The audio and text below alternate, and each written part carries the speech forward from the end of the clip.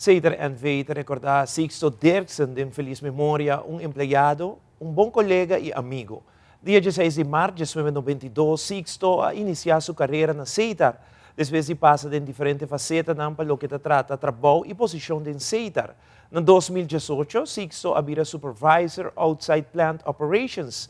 Den seu rol de supervisor de outside plant, Sixto está envolvido desde o início de projeto de fiber para Aruba completo e está desplegar uma tarefa importante do grupo encarregado do projeto aqui. Desde o início de CETRNV, Sixto arrunga um rol crucial e a participar ativamente na SAO de CETR e recentemente Sixto cumple 32 anos de serviço na CETRNV. Como pessoa, Sixto estava um empregado humilde, dedicado ao seu trabalho, sempre alegre e com um humor chistoso. Uma pessoa e colega ativo, positivo e claro para ajudar seu time e qualquer pessoa de CETR ou cliente na todo momento. Não somente seu departamento de outside plant lo vai a sua falta, pero todos seus colegas na CETRNV sente sua falta acaba. Seguintemente, CETRNV dedica um momento especial aqui na colega Sixto Dirksen.